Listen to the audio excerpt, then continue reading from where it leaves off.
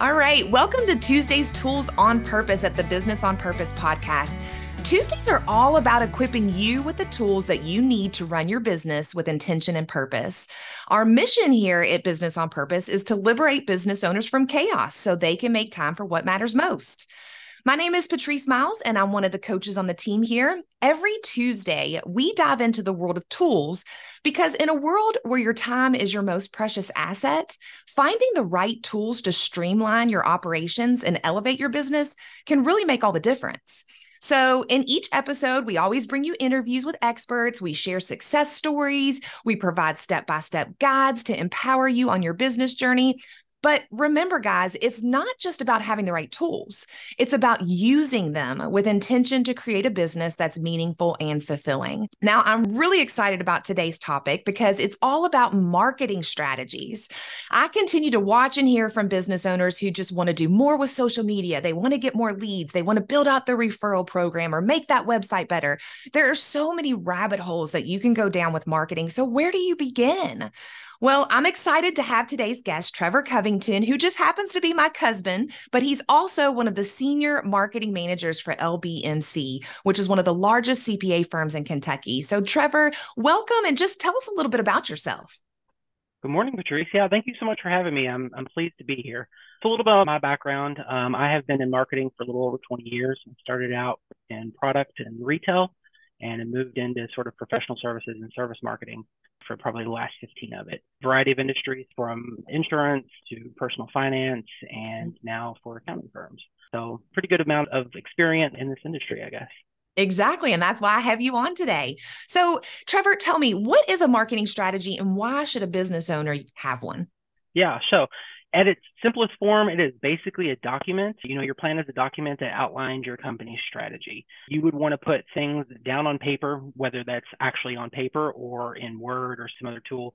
That is your roadmap, your timing, your execution plan, your tracking and results. There are kind of four major components that should be in a marketing plan. That's your product or services that you're offering, whether that be one or multiple. Ideally, you would want to break those down. The pricing, so what you're going to go to market, charge your customers, your clients.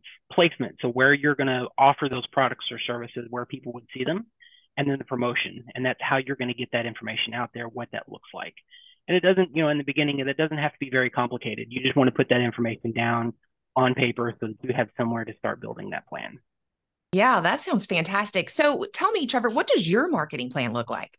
Well, we're a pretty sizable company, so it's complex, but our plan starts just as simple as that one. So, we start out each year with what we want to do, what we're going to take to market, what we think we want to charge for it, even though we don't necessarily advertise. It's a little bit different in this type of industry. When you're offering a service, you don't necessarily put your pricing out front like you would a product, but you have an idea so that you can know the kind of clientele that you're going after. And then from there, we break it down. So we have multiple service lines that offer a variety of different types of services, everything from your typical accounting, tax, and audit, all the way through additional services such as HR, recruiting, procurement, and a multiple of other things. And so we have a marketing plan that sort of focuses on each of those, and all of that rolls up to an overall marketing strategy for the entire company. Okay. So it sounds like those 4 Ps you mentioned earlier is exactly what you're doing as far as the product and services, the pricing, the placement, and the promotion. I love it. Exactly. So what best practices, resources, cool stuff should business owners know about that they could use to really help them implement their marketing strategy? Yeah, absolutely. So, for best practices, you want to make sure that whatever you are going to market with, whether it be your product, your service, whatever you're offering, you want to make sure that you research your competitors.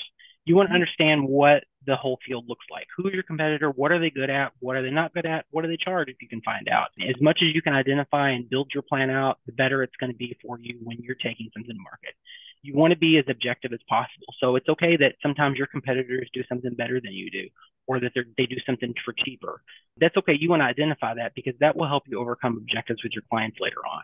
You want to make sure that you set goals for yourself that are attainable. You don't want to set goals that are too lofty and that are going to be really complicated. You want to be able to check the box that you accomplished something. Use market segmentation. So if you have a type of business where you are going after a variety of different kinds of clients, understand what those client profiles look like. Who is it that you're trying to attract? What are they as a person? What do they shop for? What are they searching for? Understand the budget. Not every business has huge budget to understand. Maybe you have $1,000 for the whole year. Maybe you have $1 million for the whole year. But understand what you have to spend, and that'll help you understand where you need to allocate your budget, what's going to cost, what can you do for free. There's a lot of things in marketing that can be done for free other than just some of your time. Make sure that you have a way to measure and collect data. That's going to be really key, because you can try a zillion different things. You can spend a ton of money. That doesn't necessarily guarantee success. So you want a way to be able to track those successes so that you know next year when you're going into that marketing plan where to start. Start with your successes and then build in some new things to try. And then finally, be open to change and trying new things. We don't want to become sedentary and doing the same thing over and over, because it's not always going to work for you. But with that, don't be too quick to change. Just because you start something, you don't see immediate positive results from it, don't just dump it, pivot. There are a lot of really cool tech features and applications that you can use that really help with a marketing strategy. My, best piece of advice with this is you need to find a solution that works for you. There are a lot of cool apps out there that can be really complicated and cumbersome to use. They can get really expensive. If you're best because you use Word or Excel and you're just a whiz at those and you want to build your plan in that, perfect. I would recommend using a solution that you can access from your computer, your phone, your tablet, anywhere that you are, so that you can check in on your plan, or somebody's asking questions. You can say, hey, let me check on this and see where we are with this. And you can log into your plan and see kind of your updates and your last notes on something. But there's, of course, Google has some great, just Google Document or Google Sheets is great, because you can access that from anywhere. Something like Monday.com is a really cool project management tool that you can use that allows you to quickly manipulate and color code and set reminders and all sorts of stuff. So there are a ton of really great tools, like a project management tool that there's even free versions that you can use. But I recommend keeping it simple and finding something that works for the way you work. I absolutely love that, Trevor. So I was taking notes, and I hope everyone else was too. But basically, as far as what Trevor said, best practices: research the competition, set some goals for yourself, do some market segmentation so you know who you're marketing to, set a budget, make sure that you can measure and collect the data, guys, so that way you can actually see if what you're doing is working. And then don't be scared to try new things, but not too quick, is what I hear him saying. And, ultimately, I love what you just said, Trevor, about keeping it simple, because we preach that over and over again at My Business on Purpose. Use what you will actually use. Don't use something just because somebody else does, if ultimately you're not going to continue to use it. And I love that you said, make sure it's something that you can access anywhere, like a Google Doc, or, something that has an app for the phone, the computer, to where you can be anywhere and do that. That's fantastic. Is there anything else that you'd like to tell our business owners before we go, Trevor? Yeah. So, this is something you definitely want to make a habit. If you're not used to setting a marketing plan, this is going to be new to you, and it is something that's going to require you to spend some time doing it, whether it's 5 or 10 minutes once a month.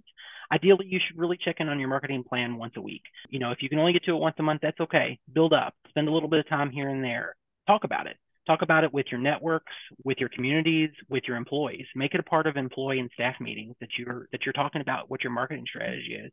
You may feel like you are the only person that is taking charge of this or is responsible for it, but if you lead other people, if you have a staff, they play a part in that too, and they can really provide resources and ideas that will take some of that burden away from you.